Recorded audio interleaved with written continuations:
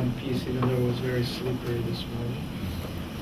And it's really a pleasure to have Professor Ralph Damiano with us today. Ralph doesn't really need an introduction to this audience, of course.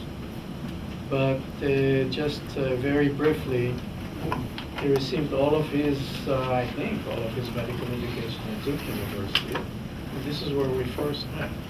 It was on I remember it was a beautiful spring day because Duke Gardens were in full bloom. It was really spectacular. And then came to Washington University, where he's currently the ground professor and as of recently, chief of cardiothoracic surgery. So congratulations are in place. And Ralph has really pioneered many procedures in cardiothoracic surgery. Most importantly, I think, trying to become as minimally invasive as procedures permit, and this is an ongoing development. I think you've done some work on robotics and robotic guided CABG procedures. And then, of course, a lot of work on arrhythmia surgery, in particular atrial fibrillation. For those who don't know, for arrhythmia fibrillation,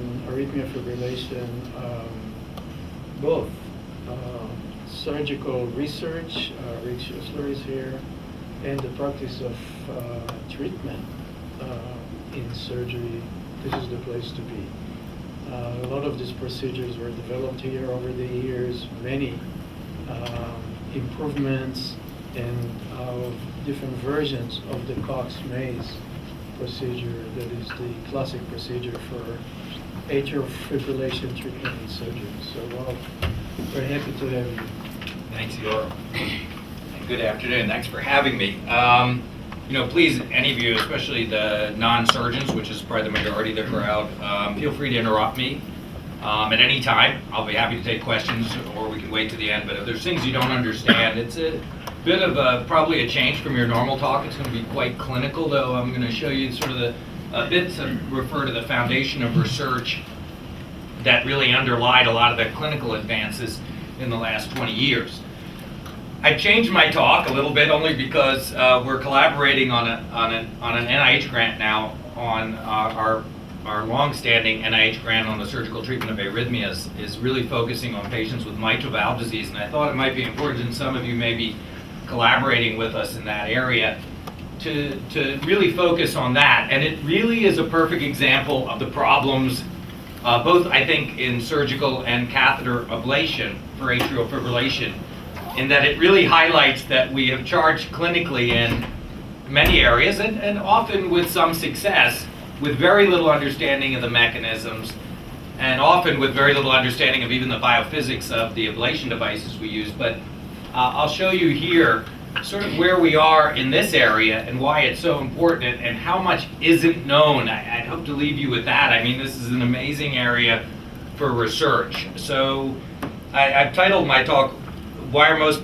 Patients Receiving Inadequate Therapy? It used to be no therapy, but also the majority of patients who do get therapy really get an ablation procedure that really has no basis really in much in the way of a mechanistic understanding of the Afib. So it's an interesting topic. Before I start, I just wanted to acknowledge the team and also collaborators here, both Yoram and Igor, who've been fantastic, but we've also collaborated with Sam Wickline in cardiology, and Jeff Sapitz, who's no longer here in pathology. But the lab has been, has been really ongoing, and it's been here since the mid-'80s. And really the focus of our laboratory has really been the surgical treatment of atrial fibrillation, arrhythmias in general. And a lot of the work has been done by this group of fellows that are the fellows that I've had, both fellows and medical students that have worked in the laboratory over the time. And also, I should say that our R01, I think it's the longest continuously funded surgical R01 at the NIH, and it's been funded for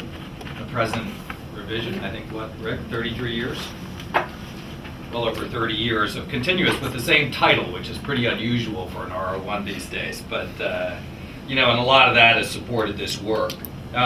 So why do I focus on atrial fibrillation in patients with mitral disease? And it's probably one of the most ignored areas, yet it's very common in patients who have valvular heart disease, and I'll show you some of the data.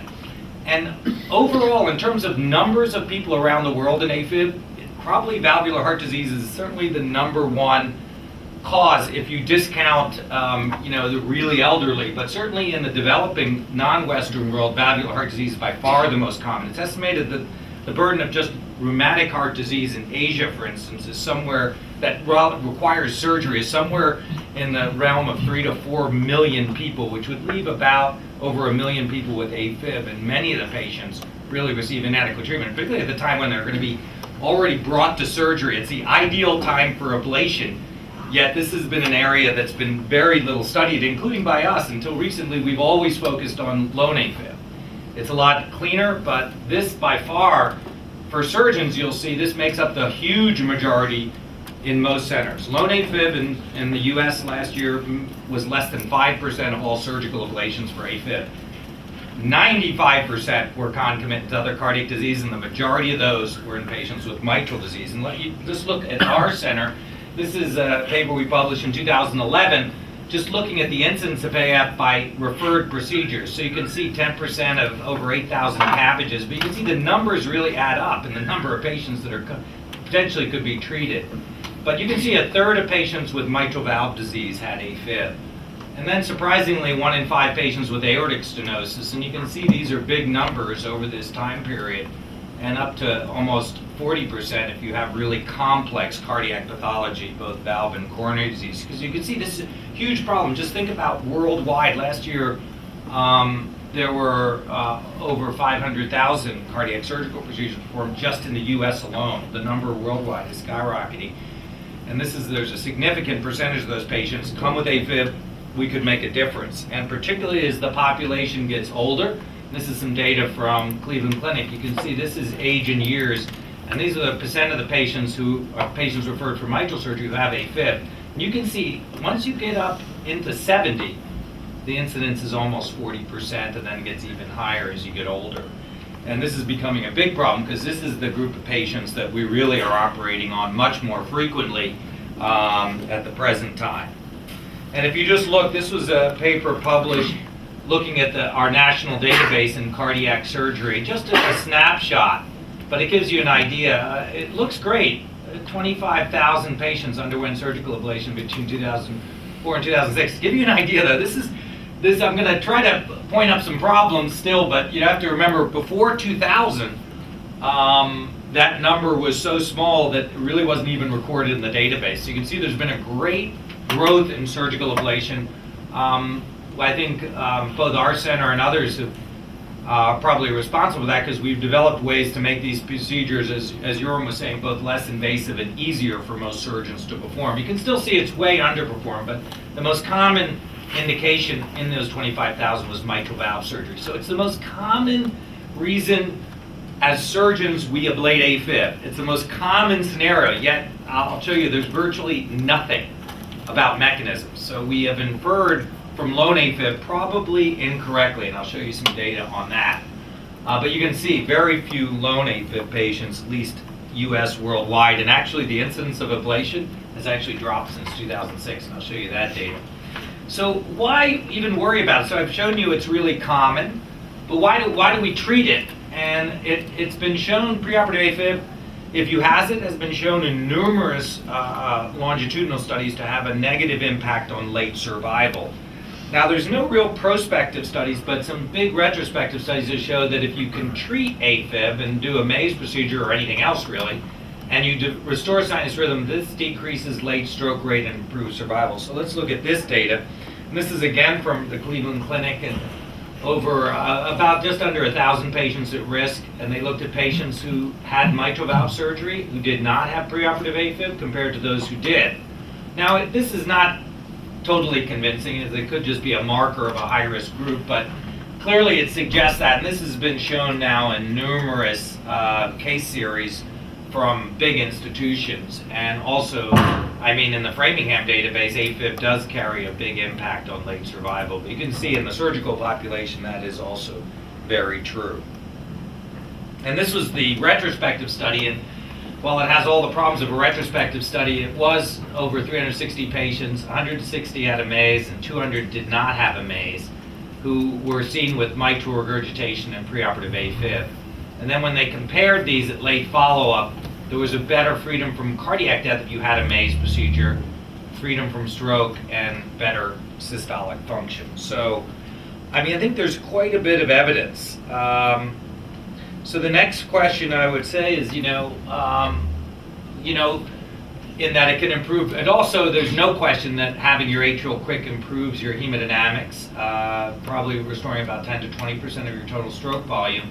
But most importantly, for a lot of our elderly patients, if you get rid of their atrial fibrillation and restore sinus rhythm, you eliminate the need for chronic warfarin therapy, which really has a high complication rate. There was a recent study just now in patients in their 80s where the complication rate of warfarin can approach 10% per year, particularly as it's being initiated. Now that may be better with some of the newer anticoagulants, but still is a big problem, and certainly most patients will tell you after we ablate their Afib, their happiest day is really the day they get to stop their Coumadin or anticoagulation.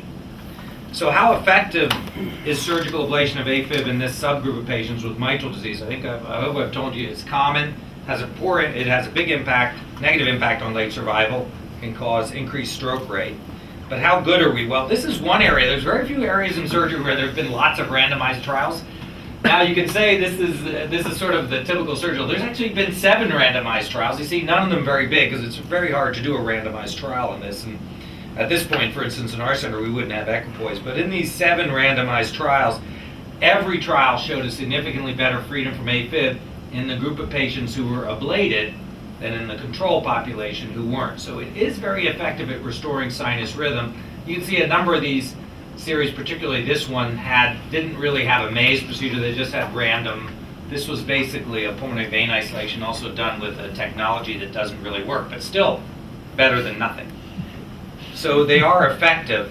How about if you look, and very few of those actually had a full maze procedure in the gold standard, which is the maze procedure in this subgroup of patients. And I just saw, as Yoram said, 27 years ago the maze was developed here at Barnes-Jewish Hospital by Jim Cox, who was a previous Graham professor of surgery. And we have a long experience in doing that. Now, until about 2002, this is what it looked like. And the bottom line is very few surgeons around the world would do this. These were all surgical incisions, and while it even looks complicated on the cartoon, I can tell you in real life this was really hard to do for heart surgeons and even good heart surgeons. We would only basically do it in really simple cases. And therefore, but it worked. It worked about 90% of the time by symptomatic follow-up. And that was good, and they were relatively high-risk, at least high-risk group of patients in terms of being able to restore sinus rhythm. They had an average duration of Afib of over 7 years, and generally atrial sizes of about 5 centimeters. But no one did it. Now the big advances over really the last 15 years has been, instead of having to do that all cut and sew, we developed ablation technology to replace the surgical incisions, and that has really dramatically decreased the invasiveness of that operation. I'm actually not going to show you that data today because I want to focus on mitral disease, but you'll just take my word for it. But it's been a real journey looking at these ablation technologies, and in their wisdom, I'm not really sure why the FDA did that, but they released all of these energy sources onto the market for soft tissue ablation, even though they knew everyone was using them for Afib. A number of them, microwave, laser, had never even been tested on animals. It was astounding. Yet in microwave, by the time we tested on animals, had been used in over 10,000 patients in Europe. And it took 6 animals, not even a chronic study, a 6-animal acute study to basically take it off the market. It's really a sad comment, but I mean, it was, I think things tend to get, it's why that I think it's a bit of a microcosm. It looks at the whole field of ablation, that often these devices are introduced before really proven efficacious. I think both in the catheterization laboratory and in the OR. Now, we've spent a lot of time testing the devices, because part of it is, if you're going to change an operation, you can't just go in and change everything at once. And I'll show you, we've taken a kind of a stepwise approach to this. in that, it's as Alfred North Whitehead said, the art of progress is to preserve order amid change and preserve change amid order, which I think is really a wise thing. And, one of the things, people often go in and change 300 things and then say they made a difference, but you're never really sure what made a difference. So what we first wanted to look at is, it sounded, the operation was too complex. We needed some technology. And funded both by the NIH and industry, we've tested many of the devices. And as I said, most of them were released for clinical use without any real testing. And I'm not going to go through it. We don't really have time. But this paper that Rick published in Heart Rhythm back in 2009 summarizes a lot of our work on looking at epicardial atrial ablation. And probably the holy grail of surgical ablation has been able to do it on the beating heart without being on bypass. But you'll see, and that effort started back in 2000, and in 2014 it's still barely been accepted, and part of the problem is we don't really have any good devices to do that. And you can see certainly at our center, our approach has really been to keep doing minimally invasive surgery, but keeping cardiopulmonary bypass, which gives you a much more ideal ablation environment, which we could talk about perhaps. But a lot of the ablation devices didn't work, and it's probably not surprising when you look at atrial architecture. And this is just some cross sections of the left atrium, particularly around the left pulmonary veins, left atrial appendage, mitral annulus here. You can just see both in a sort of three-dimensional anatomy and also in cross section in the wall thickness. It's really complex, and if you have an ablation device where the manufacturers say, okay, just go in there and ablate for 30 seconds at so much power, that you're probably going to maybe do well maybe here, maybe not so well here. And particularly if you're coming from the outside, that can be even more of a problem with the fat on top of the thickness and also with the circulating endocavitary blood volume. And certainly we found that it's really difficult. And this is just an example. Even in normal hearts, the left atrial wall thickness ranges from less than a millimeter to over 16 millimeters in pathologic studies. But this is a device that's presently on the market. It's hard to imagine. And this is the kind of test we do on the devices. This was an acute study looking at lesion depth on the y-axis versus tissue thickness. Now, if you had an ideal device, every one of these histologic sections would fall in the line of identity. Anything below this line of identity is a non-transmural lesion. The manufacturer's recommendation for the device was ablating between 60 and 90 seconds, and you can see this device fails over half the time. Doesn't matter how thick the tissue is, doesn't matter how long you ablate, and amazing, still being used, but really didn't work. The problems we had with a lot of the unipolar devices really led us to adopt bipolar devices clinically, because they were the one devices that we tested in animals that really consistently gave us transmural lesions. So if we're going to replace the surgical incision to simplify the operation, first we have to make sure we use a device that actually can do that, and that is create a transmural scar. And we've looked at that in 5 chronic animal studies, which I just summarized here, that have been published, and really found with the various different bipolar clamps on the market that's a technology that really works if used appropriately. And we really had, in terms of the maze lesion set, in all these studies, never one. We had probably over close to 1,000 histologic sections. And they were very quick, and they take 10 to 20 seconds to circumferentially isolate the pulmonary veins. And you could say the ease of doing that really led to surgeons to sort of adopt pulmonary vein isolation probably more than was warranted, and I'll show you some data on that. This is just a histologic section of a Mason's trichome skein with the scar in blue of what the scar looks for these bipolar clamps. You put one jaw of the clamp on the epicardium, one on the endocardium, and deliver radiofrequency energy between the 2 electrodes, and it really does give you a very focused ablation. The problem with bipolar clamps, and that would seem like it would have solved all our problems, except we can't really perform a maze procedure with the bipolar clamps only, is it doesn't really get up to the tricuspid and mitral valves. We call that area the right and left atrial isthmus. I'll show you a cartoon of that. So in those areas, you really need to use some type of unidirectional or unipolar device. What we did was kind of go back onto our, after a lot of testing, really fell back on our tried and true unipolar device, which was cryoablation, which at least with an empty beating or an arrested heart really created good transmural lesions. These are just the 3 I use today. We've kind of made, this one's really made specifically for minimally invasive surgery, but you can see this just is a circulating nitrous oxide. They're reusable, they're very cost effective. And this just looks at an ice ball from that linear probe. But you can see when you look at this, this histologic thing of lesion depth versus tissue thickness, you can see really every single ablation line fell on the line of identity except for 1 out of 84 sections. So this is a device much more amenable for clinical use. And we use both, therefore we adopted both bipolar clamps and cryos shown in blue to do this, what we call a maze 4, which was a whole lesion set, but you can see we've simplified it down to 2 small incisions. And recently we've really gotten down to 1 incision and eliminated this right atrial incision. But for a surgeon, this is much easier. All you make is 2 little incisions, then you move little clamps around in a pattern, and really anyone could do this. Well, not anyone. It does require a little bit. But this just looks at the lesion pattern. I don't think that's really important today, except that it's a right atrial lesion pattern that creates a line of block from the tricuspid valve down to the inferior vena cava, which blocks traditional right atrial flutter, and also takes a line of block from cava to cava. So it blocks really any caval type reentrant rotors. And then there's another block, a line of block that goes along the right atrial free wall down to the tricuspid annulus. It's sort of a random series of ablation lines, but I'll show you that it does have some efficacy. And this is on the left atrial side. And probably what I'll show you, the most important thing we've shown is isolating the whole back left atrium. And now I think in mitral patients, that's probably going to be 90% of what we need to do. Has really been important, but we've even seen that in lone atrial fibrillation. We always take the appendage off.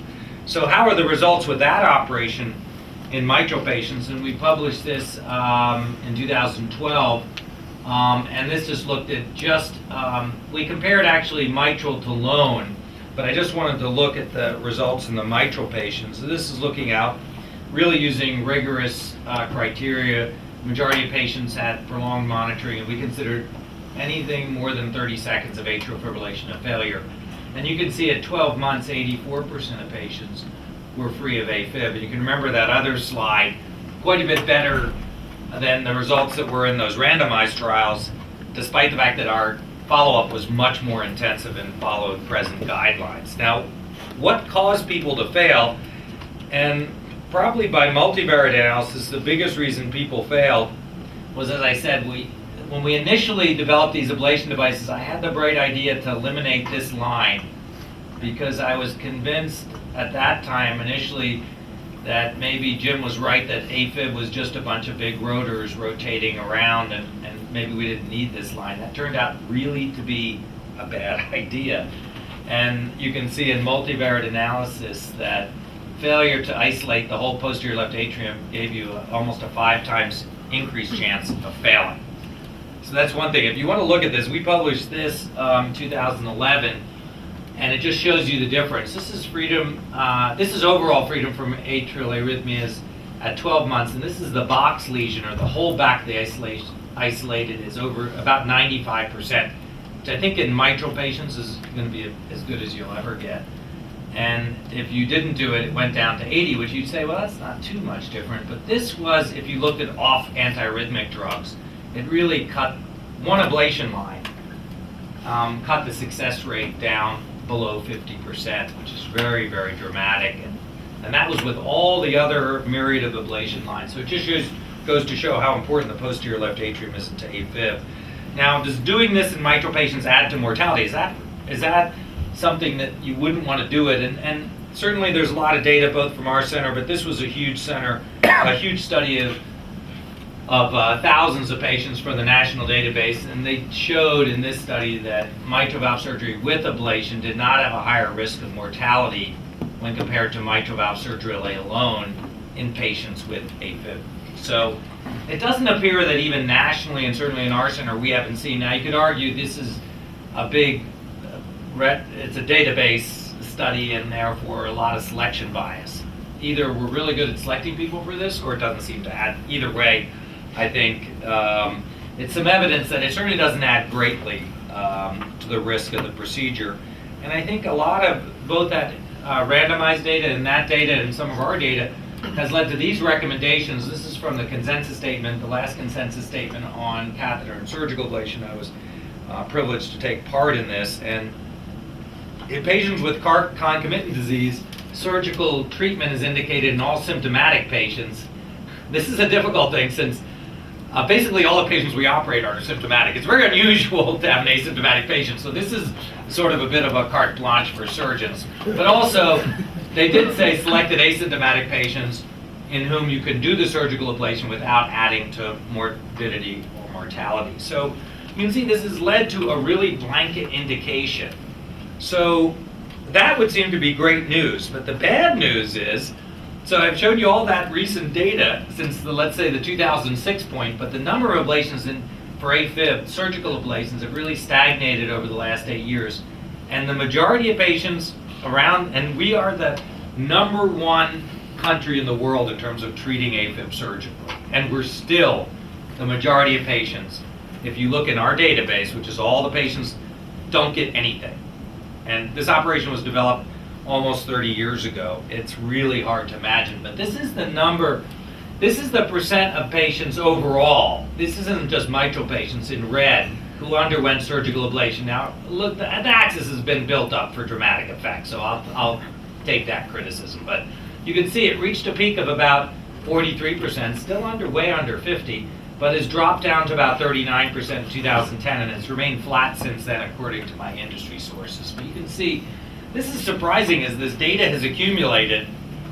It's either ignored or still it hasn't changed practice. And when we look at... Could it be because some of them, there is some transitioning of patients to catheter ablation? No, these are all patients coming for surgery with Afib. And patients coming to surgery. So that was all a group of patients. That's from our national database. So those are all patients who were referred for either coronary bypass grafting, mitral valve surgery, or aortic valve surgery with Afib. So that's your, all documented Afib. That's your population. That's our population, and virtually none. I don't. In fact, you know, we know that I don't know if the EPs are here. They almost never touch those patients. I've almost never had a patient with mitral, and if they do, I don't even think they have such poor success. But no, it's our population, and the other sad thing is the great majority of them they're on pump. They have the perfect ablation environment. I haven't shown you that data, but on pump with an empty heart, almost all the devices, even the bad devices, work better, and the good devices almost work perfectly. So the other question, it's a very ignorant question. I'm just raising it because why do the maze, which is a complex, even with the simplification, so it's complicated, expensive surgery, it does a lot of damage to the atria. If the major concern that exists, it has to do with removing them from, relieving them from anticoagulants, and the whole issue of stroke. Why not do something simple, like closing an appendage or removing an appendage or something that is simpler and leave them on atrial fibrillation? Yeah, I mean, that certainly would be one approach. First of all, I think what would argue against that still is the common practice in the U.S. is not to stop Coumadin in people who've had their appendages clipped. Most of the cardiologists still won't do it. It may, the Watchman trial has been very controversial, and that device still hasn't even been approved. I think in 5 years that may become more accepted, but there are very few cardiologists or internists in the U.S. certainly who would agree to stop anticoagulation just because of that. Now, you could say, okay, but it would reduce your risk of stroke. You're right. But in these patients, one, you would still be on anticoagulation and all the risk of that. Two is you're still on Afib and the risk of that. I would say that I'd argue, we've done both functional studies of the maze in dogs and have shown that there's really no impact of that ablation set using the bipolar clamps, which lead to, 3 to 5 millimeter discrete scars. There was no impact on atrial function more than just opening the pericardium and closing. And I think the surgery is simple. I still don't really understand it. I mean, you could say, I think one of the things is maybe to do something a lot simpler, and maybe a little something would be better than nothing. But you'll see the first impulse was probably to oversimplify it and I'll show you that data. So that's a good introduce on that. So this just goes to show you the number of patients treated versus not treated with coronary disease and with mitral valve or aortic disease. You can see, similar to what I was showing you, that over 60%, about 60% of the population is untreated in patients with valvular heart disease. Really, probably, I mean, to me, in my mind, unacceptable, but it's even worse than that. So it's not bad enough just that half the people are not being treated. The real worst news is the majority of patients who get treated just get pulmonary vein isolation, and that, I will show you, is a completely, for at least these patients, is an inadequate lesion set. We don't have randomized data, but this was from an international registry of Afib surgery from Europe, and 74% of the patients of the left-sided operations only had pulmonary vein isolation. It was by far the majority of patients, and almost all these were mitral patients. So, and why is that? Well, it's super easy, and I'll show you this.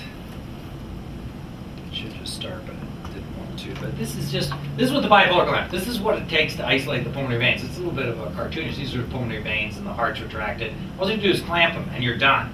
It is very simple. It takes probably less than 5 minutes of time, including the dissection.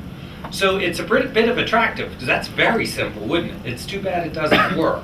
Now, where did that come from? Well, it came from a bunch of data on the lone AFib, and I'm not going to do it, but these are two really seminal, well, this is really the seminal publication by Hasegaer in the Bordeaux group. I know Yorm's been collaborating with, which really showing a lot of these triggers in this group of paroxysmal patients came from the pulmonary veins. It was confirmed by Chen's study a year later, which again, maybe not quite as clustering, but still the majority seem to come from the pulmonary veins. But look at these studies. I mean, this is an incredibly select group of patients. This was Hasegaer's original study of 45 patients with paroxysmal AFib, not long-standing persistent, which is the majority of patients who come to surgery. Only 3 patients had even any mitral valve disease, and they had, it's not defined much, but it wasn't surgical disease. And look at the mean left atrial diameter, very, very small. And interestingly, their success rate with a single ablation in Bordeaux at 5 years was 29%, so it couldn't be all that. This is in the other group, which is a bigger study from Lynn of 240 patients.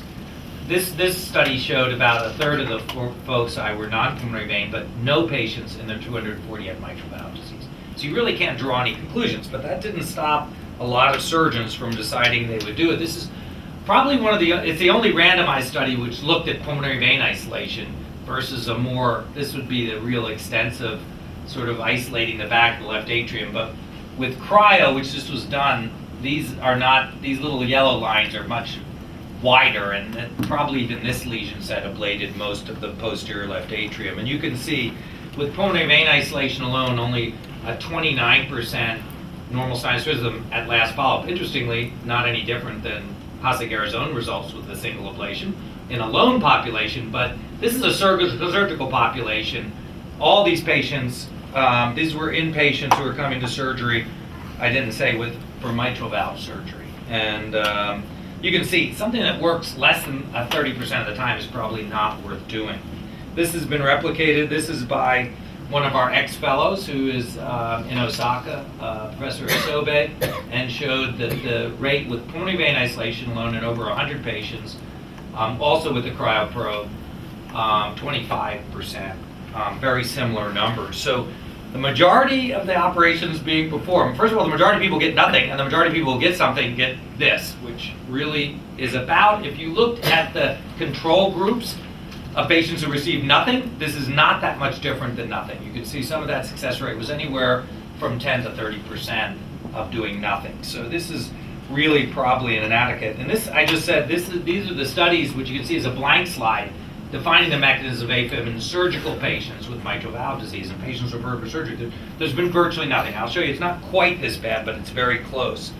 Now, we've done quite a bit of mapping, but as I said, most of our mapping data in patients coming for surgery have been in lone AFib, and we've had a big series of this, and this is a paper Rick published back in 2006, but I think it's illustrative in that this idea that the pulmonary veins are really the triggers for atrial fibrillation, particularly in surgical patients, is probably oversimplifying a complex situation and probably not true. But we looked at just, in this paper, the dominant frequency of activation of human Afib. And I won't really go through that, but we've got nice colors. We would imagine where the high frequency areas should be the areas where the Afib is being driven out of. And what we found, which is a little different than what we thought, was in paroxysmal Afib in yellow and in chronic, this would now be called long-standing persistent Afib, there was a significant number of patients in which the dominant frequency of their atrial fibrillation was being driven out of the right atrium.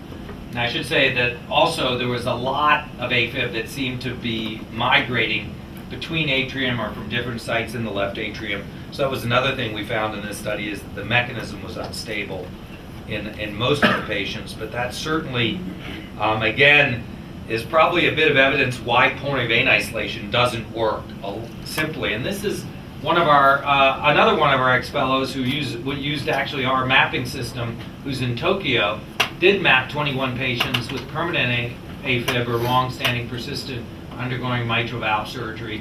And you can see, interestingly, again, focal reentrant activation of the right atrium was seen in about 29% of patients. Not similar, that dissimilar from our data of long-standing Afib in lone patients. But you can see, I think this is probably very different than lone Afib, and these patients tend to have large atrium. So, you know, why is this? Why is Afib surgery not only not performed more commonly, but why is when it's performed, it's not really done correctly? So this operation has been well published. We've talked about it all over the world. And with the ablation device, I will tell you, it doesn't take my word for it. It's relatively simple. It takes about 15 minutes, which, you know, if you had your chest open, you'd say 15 minutes. That's probably worth it if you get rid of your Afib for a long period of time. And there's a lot of reasons for that. And I'd probably say this is a challenge both to us as surgeons, but actually probably a challenge from a biomedical engineering standpoint, to both develop better ablation devices and probably for us to try to understand the mechanisms better. And I think Yoram did hit on it. Perhaps still it's still too complicated, though I have to say it's not overcomplicated, but obviously we may be able to do a lot less, and that's one of the things we're hoping to try to define. But you know, why is it not done more commonly? If you had one of your relatives who was, let's say, a 50-year-old patient who was coming with mitral valve prolapse for a mitral repair, and you knew that what we have, I just showed you our data, 95% chance I could restore you to sinus rhythm for the rest of your life and be off Coumadin, and they got nothing, I think I would be upset if I were you. And you should be. And it's not right. It's not something right now. And every study that's looked at it, there's never been a study to show that it adds to morbidity or mortality. It does take a little bit of different skill set. And that's probably the problem. Most of the surgeons were not trained in Afib surgery and are not familiar with the management of Afib. The other thing is, it's easy to ignore because the patients are really sent for their mitral valve, and a lot of the cardiologists really don't care if you really take care of their Afib or not. It's a bit, but so there's not enough of an impetus to do it. The other thing is, and what Yoram definitely touched on, was that the Cox mazes I showed you, this biatrial lesion set, was felt to be too complicated, and that the surgeon felt in his own hands that it may add to the risk. And the other part still is in surgery, and this is a comment on surgical science, is that we really, because we haven't done really rigorous randomized trials, there hasn't been a real consensus yet on what lesion set's appropriate.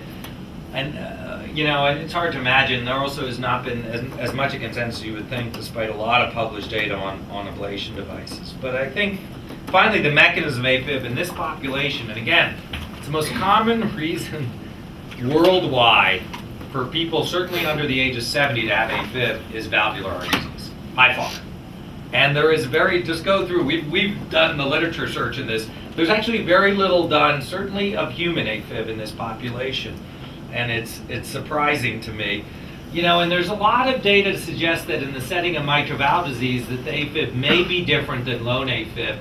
Particularly, there's a lot of evidence on the structural remodeling that you get with chronic volume overload in heart failure in terms of fibrosis, and there's also studies of other types of ultrastructural disarray, but also some electrophysiologic changes that could be proarrhythmic. And I won't go through this for time reasons, but just this gives you a list of some of the studies that have shown. Virtually all of these come from animal studies of canine models, of some of different entities to try to mimic mitral regurgitation, which is really not that easy to do, which I'll go through in our own grant. So because of this is the most common patient that I see for surgery, and I just did one this morning. And we decided to refocus our NIH grant on this population, which is something we've really never looked at. And try to understand the mechanism of AFib in a basically chronic volume overloaded left atrium. And then also to see, is there something we could do that may be a little bit more than just isolating the little pulmonary veins, but if it turns out that isolating just the back left atrium, that would be a very easy thing to do for almost any surgeon. So, but even that, if we just had an operation that worked 100% of the time, that would be great. And also to try to understand who to treat and not to treat. So this is the purpose of ours. We actually got our highest, one of our highest scores ever in terms of, we were, in the first time, in terms of, and it was mainly because the significance was felt to be very high.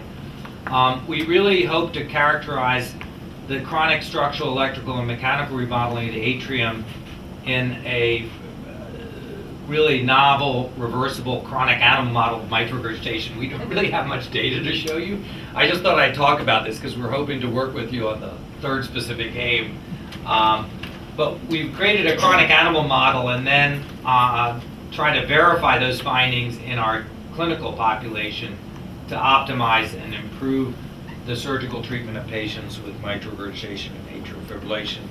I hope to at least tell you that at least worldwide we have a big problem in that area. These are the specific aims of the grant. The first are really to use an acute and chronic animal model of volume overload to try to define what goes on electrically, structurally, and mechanically during volume overload and why these animals develop atrial fibrillation. I will tell you, I won't show you the data, but we finished the acute trial, which let me just show you how we do this first. And then specific aim 3, which we hope to work with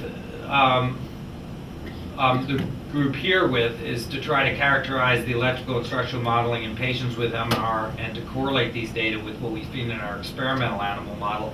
To be honest with you, even surgically now, we don't even know, like if a patient has one episode of AFib, which often is what the case is, and then comes to surgery, we do not know when we need to treat the AFib and when we could just treat the mitral regurgitation.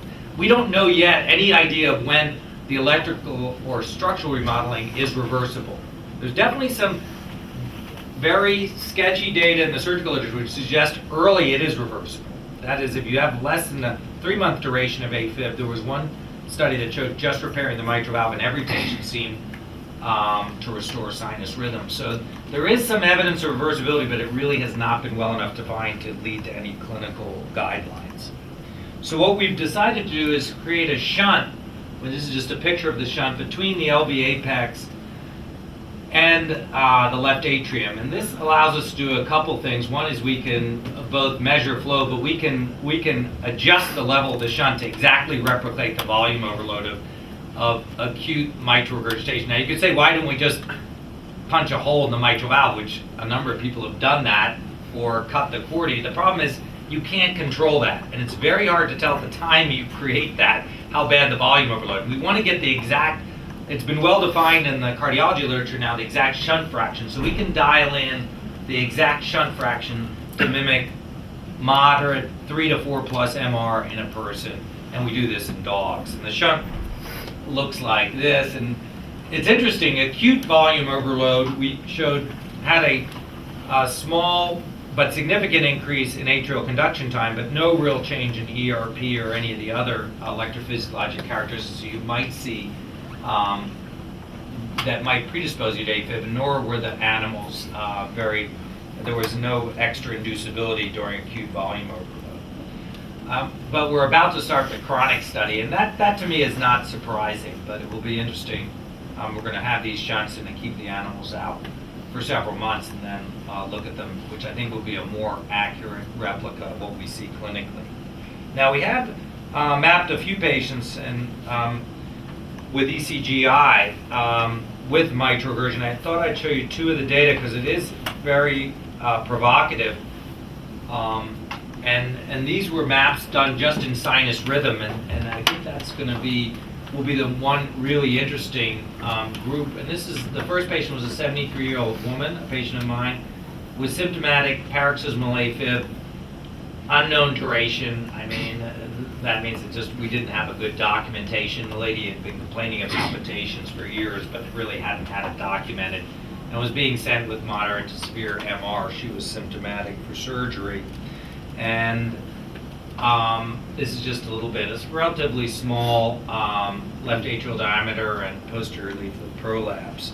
And it's interesting, in this lady, her total atrial conduction time was mildly prolonged, but not much different than normal. But there was a big line of block in her posterior left atrium, which you can see here.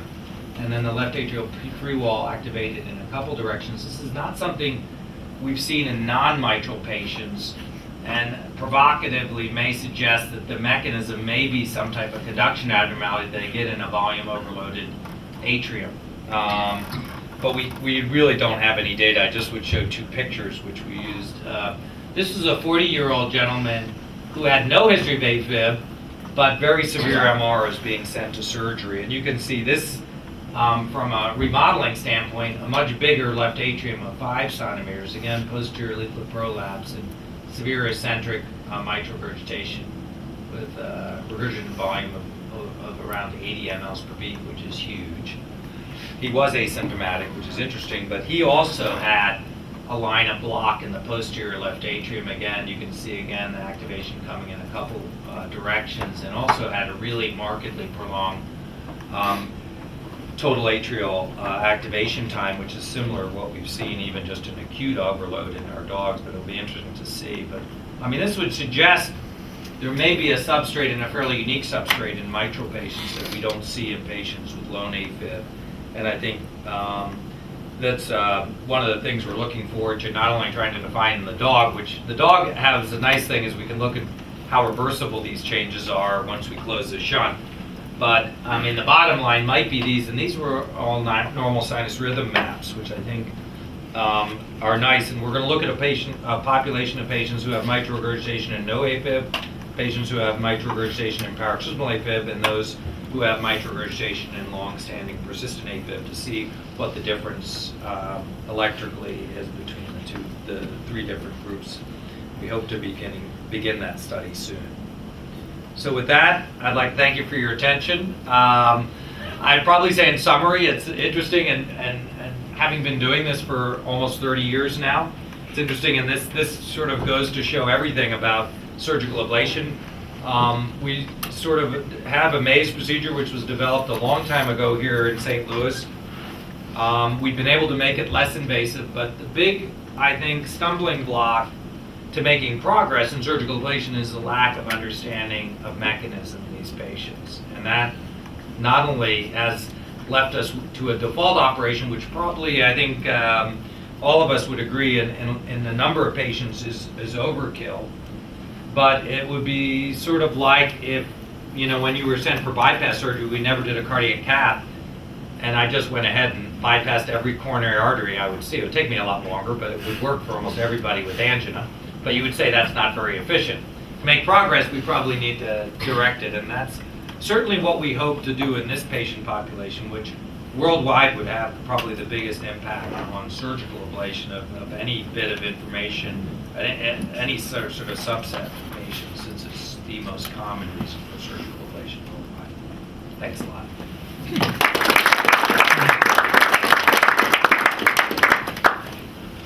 Questions and/or comments? Igor. So what did you do to those patients in whom you deleted one line of ablation? Well, yeah, I didn't do that. So the second person who had no AFib, I didn't know what the results of the ECGI were, and we just did mitral repair, and it'll be interesting to see if long-term he develops.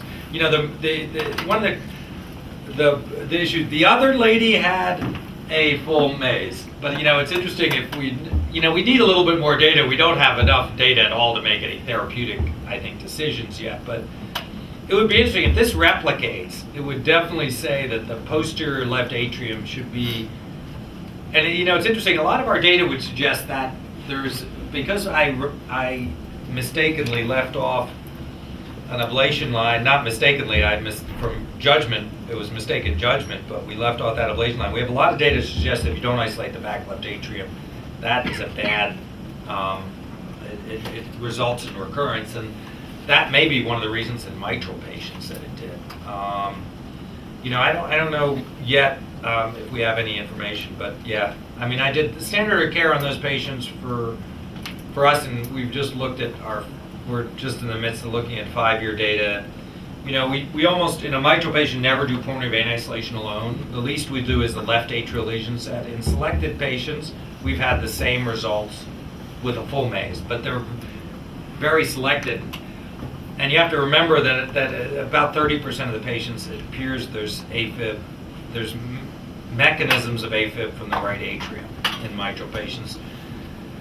The mitral population is interesting. About a third of patients who are referred for mitral valve surgery have significant tricuspid regurg, and they end up with big right atrium. So, my feeling is it'll be interesting to see what we find. It'll be very interesting, if we can make any recommendations that would help simplify it and get more people treated. That would be a big step. We'd be probably better off with more people being treated and 70% success than very few people being treated in almost no centers. We have over 90, but maybe we can simplify it, more people will be treated, and overall more people will be cured.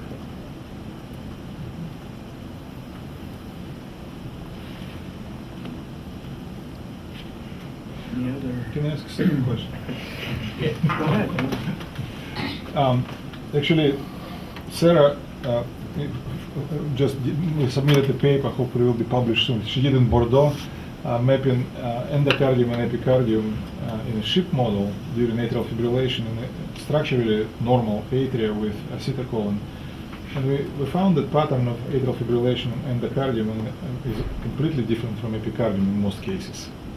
So do you have any experience from this point of view, essentially comparing endocardial and epicardial, or do you have any reasons to think that they might be different or similar? Well, I'll probably also ask Rick to comment on that, but almost all of our mapping has been using epicardial plaques. Mm-hmm. So I don't think we really have any experience. Well, it's the same with other EP techniques. It's either non-invasive, like what Yoram is doing is only epicardial, or what Sanjeev is doing is only endocardial. Yeah. Very few people actually do both. I know there is a lot of, Maurice Alessi has been talking about that there's exactly. That's a what I'm big asking. difference, yeah, and I'm aware of his work. I don't think anything that we've done would necessarily add a lot of light to that, though. I'm not surprised, though.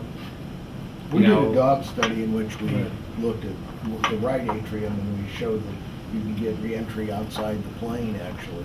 It would go one way on the epicardial surface and come down another way on the other surface.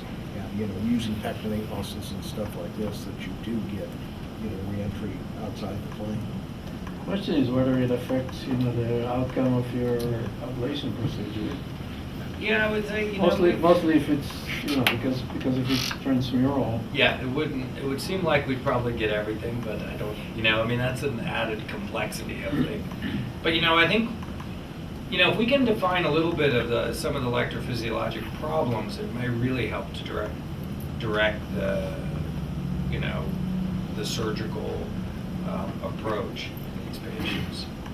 And also, we're trying to, hopefully, with this grant, at least also get a group of patients that maybe you shouldn't treat. It would be interesting if we have enough of a database of this. It'd be interesting if following these patients, like who develops. There's clearly patients like, there was some work from the Mayo which showed in patients whose left atrium was over 5 centimeters and they came for mitral valve surgery, that 30 to 40% eventually developed AFib, and it may be exactly this guy. It still, is a little tough to recommend prophylactic surgery of any type until we have a little bit more data. Because almost anything we do there's always a complication. There's a defined, albeit small complication, right, with anything we do. But it will be interesting. It's surprising how little is known. And certainly in Asia, in the developing world, there's a lot of young people with rheumatic mitral disease and AFib who come to surgery who are completely missing a chance. And the data is absolutely convincing that once you've been in AFib for certainly more than 6 months, virtually no one is cured by surgery alone. Yeah. And same data from Bordeaux, actually, from Michel. Yeah.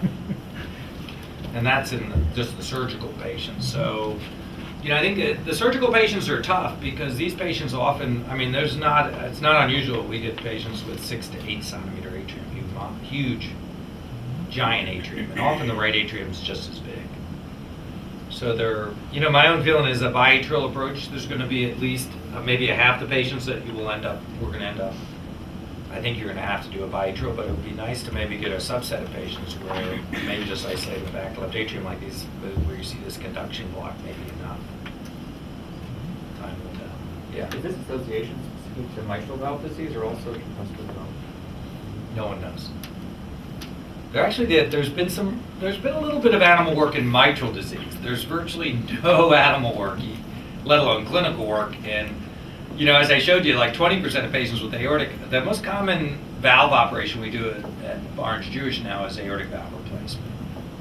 And last year we did almost 500, which was twice as many than the number of CABGs we did. To give you an idea, it's a big population. 1 in 5 of them have AFib. No one knows.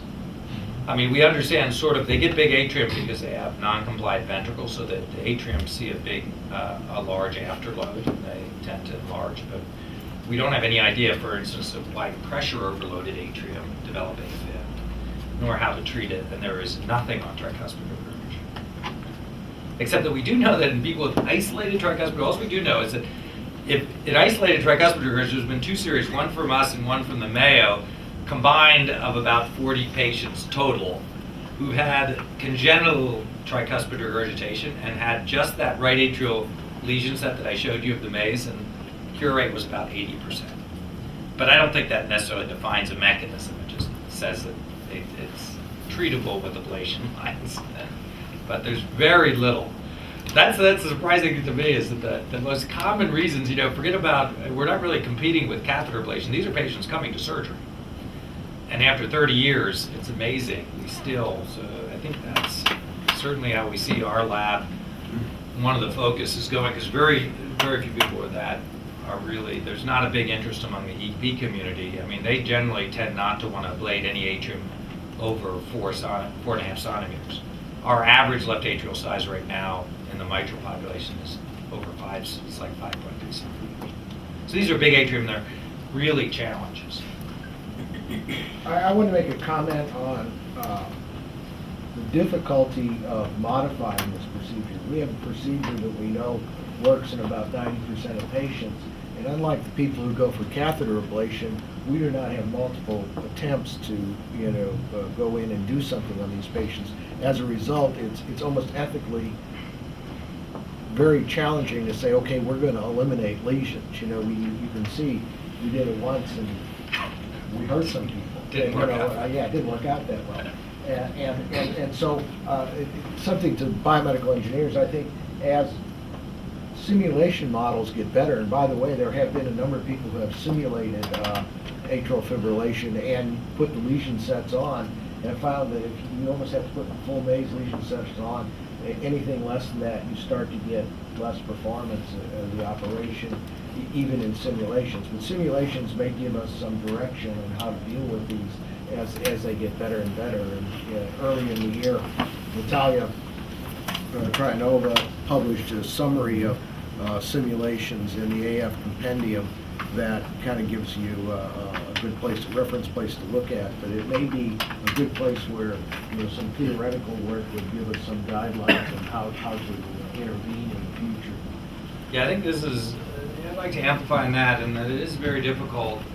We've not even been able to, we opted out of one of the big randomized trials because they wanted us to randomize people with AFib to either getting nothing or a maze. It was extreme, but I couldn't ethically do that because we've been doing it for a long time, and I know that we cured we have over 90% out of AFib still even at late follow-up, and it was just hard to do that, and it's really tough. That's why I think it's imperative that we develop, you have to really have a scientific foundation to make a change here, and some better way to define the mechanism in the individual patient coming for surgery, and that's why I think I'm excited about the potential for ECGI and other non-invasive, particularly non-invasive imaging techniques.